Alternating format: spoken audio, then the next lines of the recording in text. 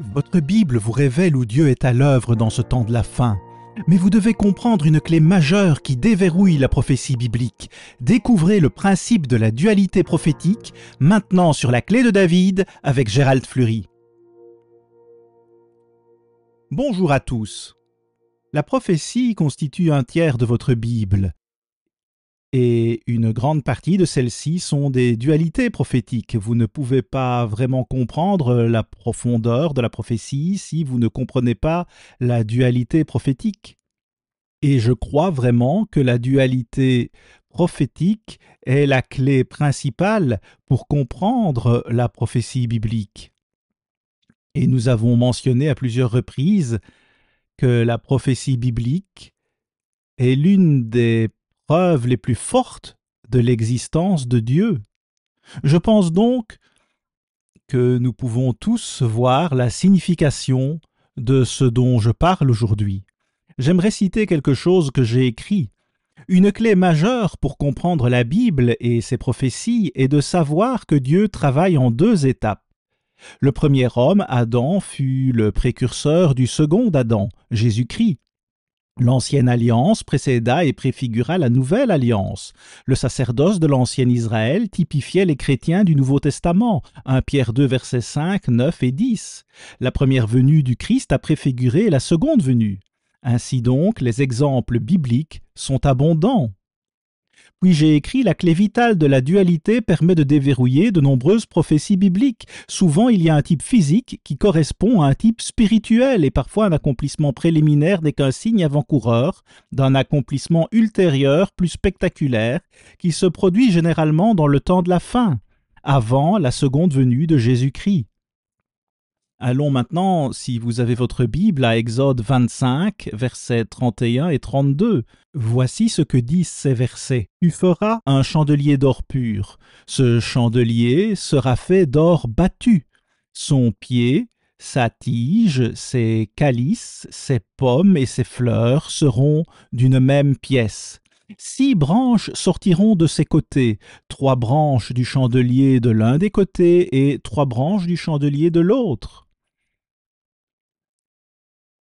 Eh bien, le mot chandelier vient en fait du mot hébreu menorah. Et ce mot chandelier serait mieux traduit par lampe. Mais aujourd'hui, je veux examiner un exemple seulement de la dualité prophétique afin de vous montrer à quel point la dualité est précieuse si nous voulons comprendre la prophétie biblique.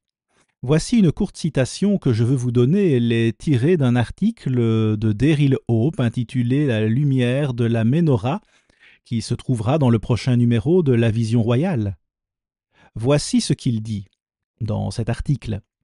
Le travail d'allumer les lampes, qui avait lieu chaque jour dans le temple, était divisé en 2 parties. On s'occupait d'abord des 5 lampes du côté ouest de la Ménorah. Les 2 lampes les plus loin sur le côté est, les numéros 6 et 7, étaient allumées plus tard vers la fin du service. Ainsi, les 2 lampes les plus à l'est étaient considérées comme ayant une relation spéciale l'une avec l'autre. Alors, il s'agit là d'une vérité puissante que nous devons comprendre. Et pensez-y, c'est quelque chose d'ancien. Et l'on n'y pense pas souvent, mais quand on voit ce que cela signifie, quand on saisit cette dualité prophétique, alors on voit que c'est une vérité étonnante que nous ne devrions jamais oublier. Monsieur Hope écrit également que les 6e et 7e lampes étaient toujours allumées ensemble après les 5 autres. Alors pourquoi étaient-elles allumées séparément? Eh bien, il y a plusieurs raisons. Tout d'abord, elles faisaient toutes 2 le travail d'Élie, ce qui les rapproche certainement. Mais je crois qu'il y a une deuxième raison ou un deuxième point, et c'est que Dieu a donné beaucoup plus de révélations dans ces 2 ères que dans n'importe quelle autre ère, à l'exception de la toute première, qui en vrai fut établie par Jésus-Christ lui-même, et ensuite Pierre fut le dirigeant pendant cette ère. Et tout ceci, voyez-vous, se passe juste avant la seconde venue de Jésus-Christ. Il s'agira en réalité de la pire souffrance jamais connue sur cette terre si nous ne nous réveillons pas et n'écoutons pas l'avertissement de Dieu, mais c'est juste avant la seconde venue, et c'est la meilleure nouvelle que nous puissions entendre. Remarquez Exode 27, verset 20. « Tu ordonneras aux enfants d'Israël de t'apporter pour le chandelier de l'huile pure d'olive concassée afin d'entretenir les lampes continuellement. » C'est une lampe spéciale qui doit brûler toujours et ne jamais s'éteindre. Maintenant, si vous regardez Matthieu 16, verset 18, le Christ dit que « Je bâtirai mon Église et elle ne mourra jamais. » Ainsi, la lumière brûlera toujours dans ces aires de l'Église, ces 7 aires de l'Église, depuis la première venue de Christ jusqu'à sa seconde venue.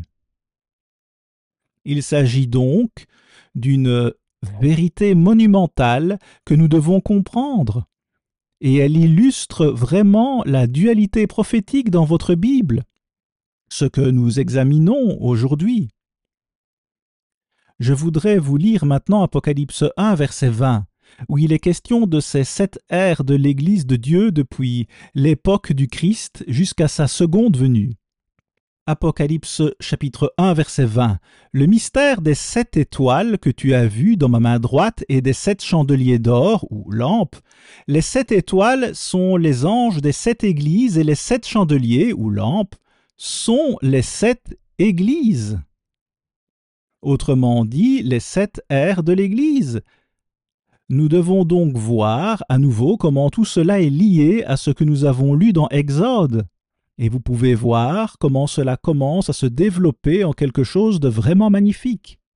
Regardons Zacharie 3 et le verset 9. Je vais le paraphraser, mais il est question ici des 7 ères de l'Église. Zacharie 3 et le verset 9. Et là, il s'adresse aux 7 yeux.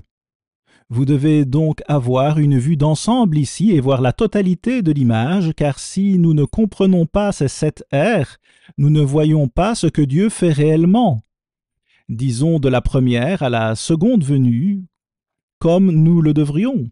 Nous serions donc loin de comprendre ce qui se passe en particulier dans l'Église même de Dieu. Nous devons comprendre cela. Ces 7 lampes nous donnent une grande vue d'ensemble. Nous devons voir toutes ces ères pour comprendre même les 2 dernières. Et pourquoi elles sont si différentes? Il est question de tout cela dans Apocalypse chapitre 2 et chapitre 3, et si j'ai le temps aujourd'hui, je vous en parlerai. Permettez-moi de continuer dans Zacharie 4. Juste avant cela, il est question de Dieu qui nous donne des yeux pour comprendre ce qui se passe sur cette terre, la terre entière. Dieu veut que nous sachions et il veut que nous avertissions le monde et que nous essayions de les amener à se repentir avant qu'ils n'aillent dans le futur le plus horrible que vous puissiez imaginer. Dieu ne veut pas que cela arrive, et bien sûr, nous ne le voulons pas non plus, mais 95% du peuple de Dieu s'est détourné à un certain moment. Et cela est arrivé dans la propre Église de Dieu, cette Église qui est tiède dans cette dernière ère. Ce n'est pas la 6e ère, qui est celle dont nous allons parler dans un instant. Zacharie 4 poursuit ce thème. « L'ange me dit, que vois-tu » Je répondis, « Je regarde et voici, il y a un chandelier ou une lampe. » Tout d'or, surmonté d'un vase et portant 7 lampes avec 7 conduits pour les lampes qui sont au sommet du chandelier. Et c'est le verset 2.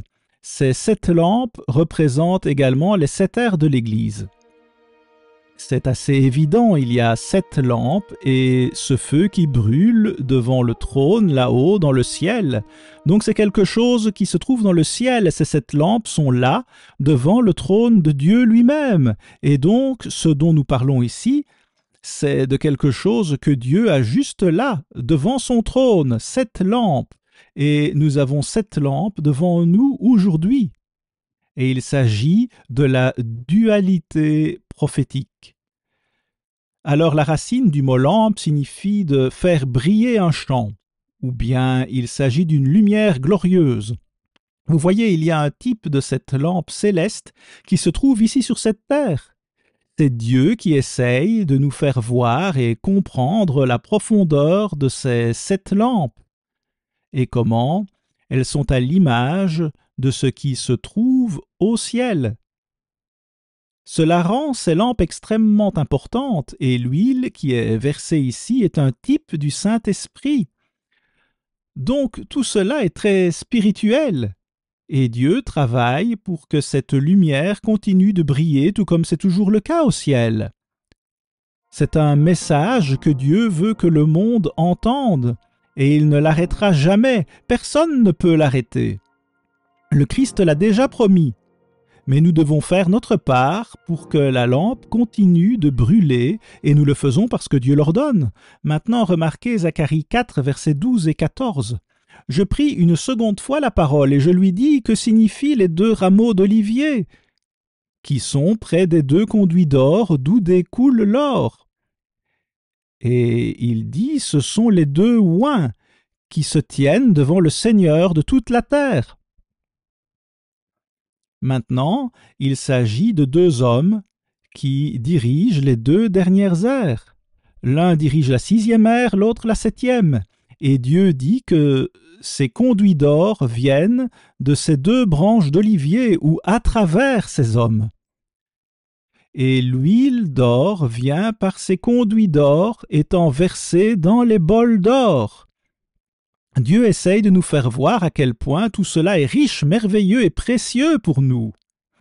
Je crois qu'il n'y a rien dans la Bible comme ces versets ici, puisque Dieu donne tellement plus de nouvelles révélations aux 2 dernières époques, et c'est pourquoi elles sont séparées en parties, même dans les 2 chapitres de l'Exode que j'ai lus.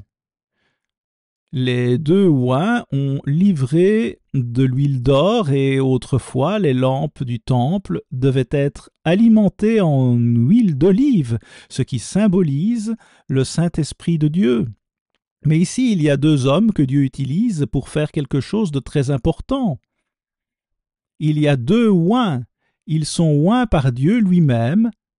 Et vous pouvez commencer à voir pourquoi ces 2 ères sont si étroitement liées.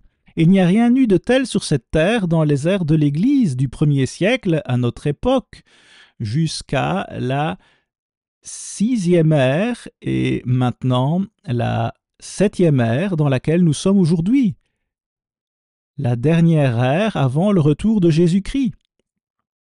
Vous voyez, Zacharie pose la question, eh bien, que signifient ces 2 rameaux d'olivier? Et Dieu répond, l'huile d'or coule dans ceux-ci. C'est de l'huile d'or. Vous et moi devons savoir ce qu'elle est, cette huile, sinon nous ne pouvons pas comprendre cette dualité prophétique. Nous ne pouvons pas comprendre cette prophétie qui est spécifiquement pour ce temps de la fin. Vous pouvez lire cela dans Zacharie, où tout cela est expliqué clairement. Et nous vous enverrons la brochure sur Zacharie qui vous aidera à le comprendre pleinement. Alors la lampe semble être en or et il y a un bol en or, mais où se trouve ce bol en or? Où Dieu déverse-t-il toutes ces nouvelles révélations? Eh bien, la révélation se trouve dans les bols de ces 2 hommes et le travail qu'ils font. Tout est là. Et puis, nous prenons en compte la nouvelle révélation donnée à ces 2 ères, et c'est vraiment étonnant de voir la quantité de révélations que Dieu a données à ces 2 époques. Il n'y a jamais rien eu de tel sur cette terre, vraiment, jamais une telle quantité de prophéties, à l'exception de la première ère, quand le Christ était là, jetant les bases de cette première ère. Mais si nous ne comprenons pas cela, nous avons tout simplement perdu notre chemin spirituellement. Donc, il s'agit de la nouvelle révélation, c'est ce qu'est l'huile d'or. Elle vient du ciel, là-haut, où se trouvent les 7 lampes. Dieu veut que nous fassions le lien entre cela et les cieux, avec le Saint des Saints dans les cieux. Comment quelque chose pourrait-il être plus important pour vous et pour moi que cela? C'est vraiment stupéfiant. Il s'agit de l'huile d'or qui se déverse dans la véritable Église de Dieu. Cela devrait être d'une valeur extrêmement élevée pour nous et nous avons une brochure intitulée « La vraie histoire de la véritable Église » que nous pouvons vous envoyer également, qui explique en détail tout ce qui concerne les ères de l'Église, comme vous ne l'avez jamais lu ailleurs, je le crois vraiment. Il y a là une compréhension spectaculaire.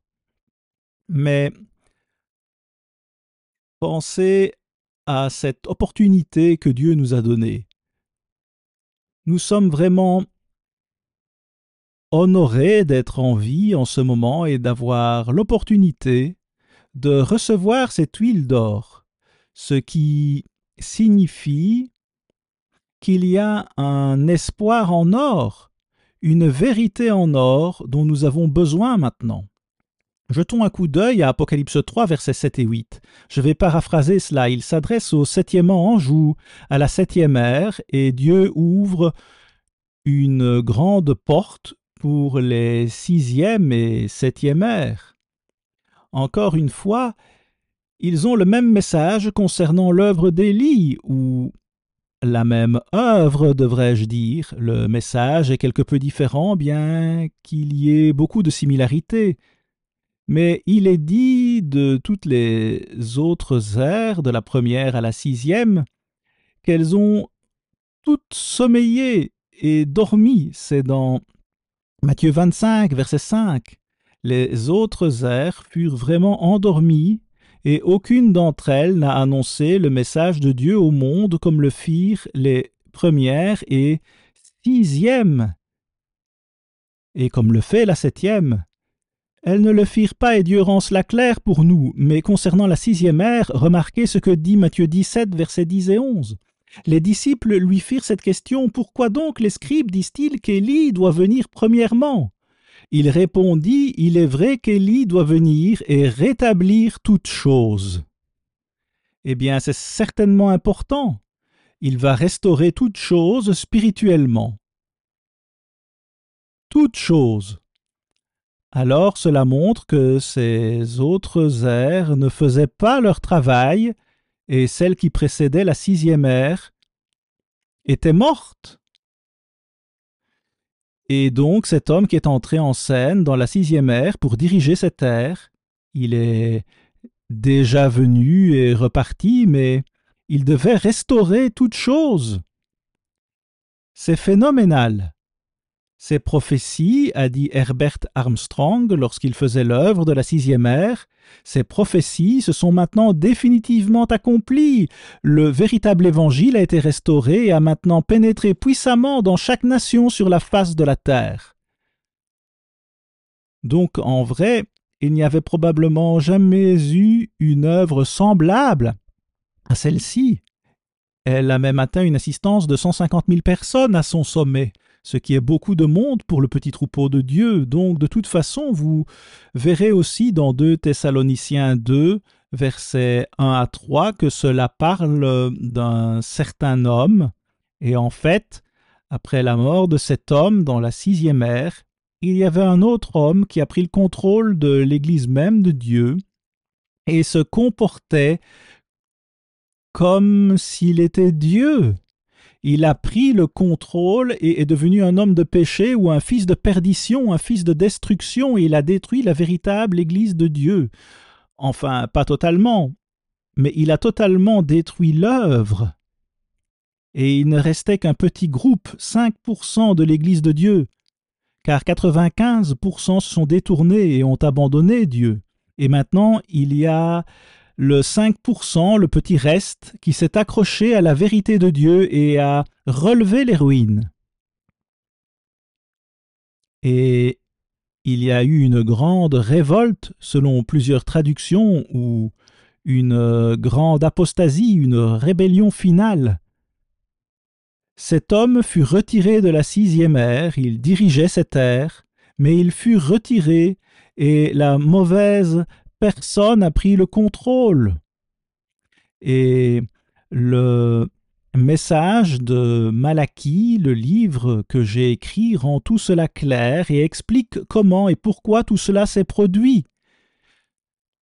C'est le petit livre mentionné dans Apocalypse 10. Ces gens jetaient donc la vérité par terre.